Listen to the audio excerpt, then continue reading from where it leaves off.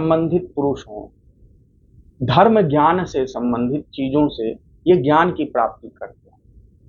अच्छे राजनीतिज्ञ हो सकते हैं, धार्मिक प्रवृत्ति के राजनीतिज्ञ हो सकते हैं, यानी जनता में। नमस्कार दोस्तों, आपका स्वागत है हमारे इस चैनल पे। क्या आपके जिंदगी में अचानक से परेशानियां आ रही हैं? क्या आप बार बार असफलता प्राप्त कर रहे हैं?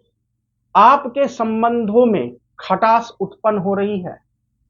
आप अपने जीवन में सही निर्णय नहीं लेने के कारण आपके कैरियर पर इसका बुरा प्रभाव पड़ रहा है। तो हो सकता है कि आपके कुंडली में गुरु चांडाल योग तो नहीं।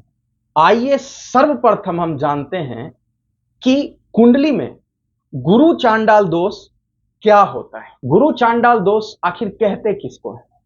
देखिए, देवताओं के गुरु बृहस्पति को गुरु कहा जाता है और राहु को चांडाल बोला जाता है। कुंडली में जब किसी भी भाव में 12 घर होते हैं, तो 12 घर में से किसी भी घर में जब देवगुरु बृहस्पति और राहु एक साथ विराजमान होते हैं, तो इस योग को गुरु चांडाल योग के नाम से जाना जाता है।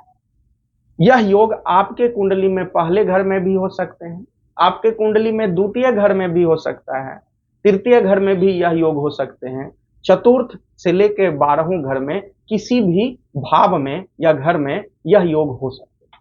आइए जानते हैं कि इस योग का हमारे जीवन पे क्या प्रभाव पड़ता है। गुरु ज्ञान, गुरु विशालता, गुरु धर्म, गुरु स्थिरता। एक स्त्री में गुरु पति और संतान के भी कारक होते हैं। चूंकि ज्ञान की बात आई तो गुरु शिक्षा के भी कारक होते हैं, गुरु धन संपदा के भी कारक होते हैं, गुरु अस्थायित्व के कारक होते हैं। वहीं बात करें राहु की, तो राहु छल, कपट, दुष्टता, बेईमानी इत्यादि का कारक होता है। यह एक ऐसा योग है जिसमें व्यक्ति के सोच पे, उसके निर्णय लेने की क्षमता पे और उसके नैतिकता पे गहरा प्रभाव पड़ता है। अगर आपके कुंडली में गुरु चांडाल दोष हो तो सबसे पहले तो घबराइए मत, क्योंकि इस योग का प्रभाव व्यक्ति के कुंडली में राहु और गुरु के बीच बलाबल, उसके स्ट्रेंथ पे निर्भर करता है। इसका असर हमारे जीवन पे, असर की बात करें तो इसका दुष्प्रभाव के साथ साथ इसका सकारात्मक प्रभाव भी हमारे जीवन पे पड़ता है। इसीलिए इस योग से डरे बिल्कुल नहीं। यह योग अगर दुष्प्रभाव की बात करें तो इस योग की न्यूनता, कम प्रभाव भी हो सकता है हमारे जीवन पे पड़े, मध्यम प्रभाव भी पड़े, अथवा गुरु अत्यंत खराब स्थिति में जब हो जाते हैं तो इसका प्रभाव यानी दुष्प्रभाव काफी अधिक मात्रा में भी हमारे जीवन पे पड़ सकता है, खास करके देवगुरु बृहस्पति अथवा राहु की महादशा अंतरदशा, यानी इन दोनों ग्रहों के समय अवधि। अगर इसके दुष्प्रभाव आपके जीवन पे कम पड़े, शुभ प्रभाव हो, या इसके दुष्प्रभाव आपके जीवन पे उतना पड़े ही नहीं, तो ये क्या स्थिति? सबसे पहले कि राहु और देवगुरु बृहस्पति दोनों की जो डिग्री है काफी अलगाव हो, काफी दूरियां पर हो, तो इसका प्रभाव यानी दुष्प्रभाव हमारे जीवन पे कम पड़ता है। गुरु चांडाल योग हो लेकिन देवगुरु बृहस्पति केंद्र में हो, यानी कुंडली के प्रथम भाव में, चतुर्थ भाव में, सप्तम भाव में या दसम भाव में हो, और खुद के राशि में धनु या मीन में हो, या उच्च राशि कर्क में हो, साथ ही साथ चंद्रमा देवगुरु बृहस्पति के साथ आ जाए, तो इस गुरु चांडाल का दुष्प्रभाव अत्यंत अल्प पड़ता है, या ना के बराबर इसका दुष्प्रभाव हमारे जीवन पे पड़ता है। वहीं बात करें इसके दुष्प्रभाव की वृद्धि कब होती है? जब देवगुरु बृहस्पति की अपेक्षा राहु ज्यादा मजबूत हो, देवगुरु बृहस्पति पे और अन्य पापों ग्रह का प्रभाव हो, देवगुरु बृहस्पति नीच राशि में हो जाए, तो इस गुरु चांडाल का दुष्प्रभाव हमारे जीवन को बहुत ही ज्यादा डिस्टर्ब करते हैं, खास करके देवगुरु बृहस्पति या राहु की समय। तो इसका प्लेसमेंट, दुष्प्रभाव हमारे जीवन पे किन किन क्षेत्रों पर पड़ेगा, इसके बारे में जानते हैं। और साथ ही जानेंगे कि दुष्प्रभाव अगर पड़ रहे हैं तो इसके रोकथाम के लिए या बचाव के लिए ज्योतिष से संबंधित क्या क्या सटीक और मुख्य उपाय हैं, ये भी। कुंडली में गुरु चांडाल योग के शुभ प्रभाव मिलते हैं तो इसका लक्षण क्या होता है? लोग धर्म के प्रति जागरूक रहते हैं, ज्ञान की वृद्धि करते हैं, और जो धर्म से संबंधित पुरुष हों, धर्म ज्ञान से संबंधित चीजों से ये ज्ञान की प्राप्ति करते हैं। अच्छे राजनीतिज्ञ हो सकते हैं, धार्मिक प्रवृत्ति के राजनीतिज्ञ हो सकते हैं, यानी जनता में या राजनीतिक क्षेत्रों में रहते हुए भी धर्म के अनुसार ये सत्ता जीवन व्यतीत करेंगे, यह प्रकृति उनकी हो। तो प्रथम हम बात करते हैं पहले घर।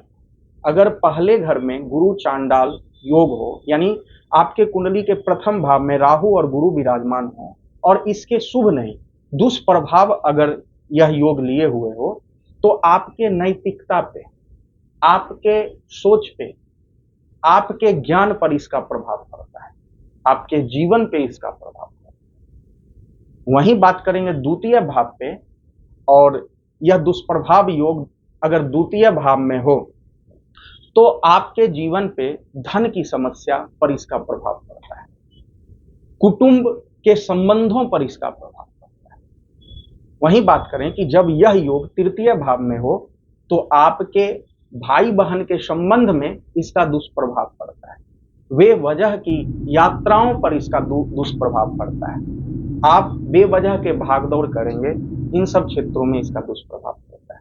वहीं बात करें कि गुरु चांडाल योग आपके कुंडली में जब चतुर्थ भाव में रहते हैं तो चतुर्थ भाव सुख का भाव होता है।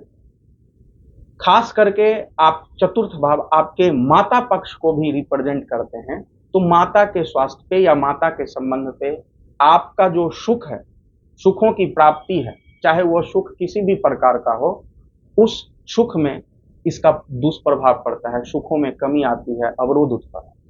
यही योग जब आपके कुंडली में पंचम भाव में स्थित हो तो हो सकता है कि आपके आप शिक्षा अगर ग्रहण कर रहे हो तो उनमें रुकावटें उत्पन्न हो सकती हैं, आपके प्रेम संबंध में इसका बुरा प्रभाव पड़ सकता है, आपके ज्ञान बुद्धि पे इसका बुरा प्रभाव पड़ सकता है।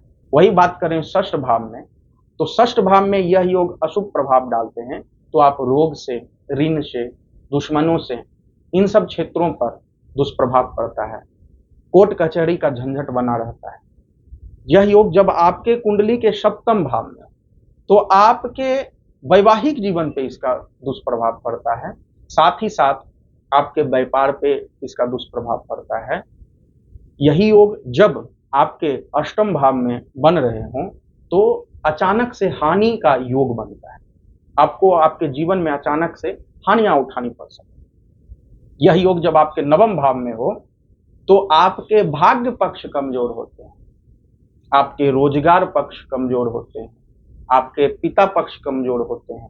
यही जब दशम भाव में योग होता है और ये दुष्प्रभाव लिए रहते हैं, यह योग आपके जीवन पे दुष्प्रभाव डालते हैं, तो आपके रोजगार पे इसका गहरा प्रभाव पड़ता है, खास करके उस समय अवधि में जब राहु का पीरियड चले, राहु की महादशा अंतर्दशा चले, तो आप जो रोजगार कर रहे हैं उसमें परिवर्तन योग बनते हैं। परिवर्तन योग का दुष्प्रभाव आपके मानसिकता पे प्रहार डालता है। यही योग जब एकादश भाव में बनते हैं तो आपके जो लाभ जीवन में, आप धन का लाभ, भूमि का लाभ, शिक्षा का लाभ, किसी भी क्षेत्र का लाभ अगर आप प्राप्त करना चाहते हैं या आपके भाग्य में ये सब चीजें हैं लाभ प्राप्त करने का, तो उन क्षेत्रों में रुकावटें उत्पन्न। यही बात करें द्वादश भाव में तो आपको अपयश, खर्चीले स्वभाव होते हैं, स्वास्थ्य पे आपका इसका असर पड़ता है। तो इन तरीकों से आपके कुंडली के 1 से लेके 12वें भाव में यह योग हो तो उसका अगर दुष्प्रभाव है तो इन क्षेत्रों में पड़ता है। तो दुष्प्रभाव की शांति हेतु क्या उपाय करें, क्या सरल उपाय है, जिसका प्रभाव पड़े। आइए जानते हैं उपायों के बारे में। उपायों के पहले सर्वप्रथम अगर गुरु चांडाल योग आपके कुंडली में है तो आप सर्वप्रथम अपनी कुंडली की विवेचना किसी एस्ट्रोलॉजर से करावें, जरूर करावें। अगर आप अपनी कुंडली की विवेचना हमसे करवाना चाहते हैं तो दिए गए नंबर पे आप संपर्क कर अपनी कुंडली की विवेचना करवा सकते हैं। उपायों को बात करें तो कुछ सामान्य से उपाय हैं जो काफी प्रभावशील हैं। इन चीजों को करके आप गुरु चांडाल योग के दुष्प्रभाव को बहुत कम कर सकते हैं। आपकी जो जन्म कुंडली, अगर उस कुंडली के अनुसार पीला पोखराज जो देवगुरु बृहस्पति से संबंधित हैं वो अगर सूट नहीं हो रहा है तो आप पीला पोखराज को गुरु यंत्र में जड़वा के पहने, क्योंकि इस नतीजे में आपको गुरु को बलित करना होगा और राहु को प्रसन्न करने के उपाय करने होंगे। तो गुरु को बलित करने के लिए आप पोखराज धारण। वहीं बात करें हम राहु की, तो राहु से संबंधित वस्तुओं का दान करें। राहु से संबंधित मंत्रों का 72,000 या कम से कम 18,000 ब्राह्मणों के द्वारा जप करा। जप में वैदिक मंत्र, बीज मंत्र या पौराणिक मंत्र का ही प्रयोग करें, काफी लाभदायक हो। राहु से संबंधित वस्तुओं का दान करें। वस्तु में क्या क्या चीज आएंगे? नीले वस्त्र, अभ्रक, सूप, गोमेद, काला तिल, काली उड़द, सरसों तेल, नीले अपराजिता के पुष्प। इसके अलावे जो भी सामग्री आप दान कर रहे हैं उसमें दक्षिणा अवश्य लगा दें और किसी भी बुधवार या शनिवार के दिन शिव मंदिर में जाके इन सारे चीजों को एकत्र कर रखा। दिन हम बता ही दिए, बुधवार या शनिवार, समय सूर्यास्त के बाद। इसके अलावे अगर रुद्राक्ष का आप चयन करना चाहते हैं, रुद्राक्ष के माध्यम से इस गुरु चांडाल योग के दुष्प्रभाव को आप कम करना चाहते हैं, समाप्त करना चाहते हैं, तो 8 मुखी रुद्राक्ष को सफेद चंदन यहाँ पे हम बात करें चंदन का पेड़, सफेद चंदन की लकड़ी के साथ 8 मुखी रुद्राक्ष को और 7 मुखी रुद्राक्ष को नीले धागे में अथवा चांदी में मढ़वाकर चांदी के चेन में अवश्य धारण करें। इस योग में आप इन सब चीजों को नहीं कर पाते हैं तो शिव जी की उपासना करें और कोशिश करें और जरूर करें कि जब जब श्रावण मास आवे तो श्रावण मास के किसी भी सोमवार के दिन रुद्र अभिषेक अवश्य करें। राहु से संबंधित बीज मंत्र ओम भ्राम भ्रीम भ्रौम शह राहवे नमः मंत्र का रोजाना 31 बार या 108 बार अवश्य जप करें। 11 बार या 21 बार महामृत्युंजय का जप अवश्य करें। ये स्वयं करें और इन सब चीजों को करने से आपको इन क्षेत्रों में काफी लाभ है। अगर आपको ज्योतिष से संबंधित, वास्तु से संबंधित, रत्न या रुद्राक्ष से संबंधित या आप अपनी कुंडली की विवेचना करवाना चाहते हैं तो दिए गए नंबर पे आप संपर्क करें। तब तक के लिए हर हर महादेव।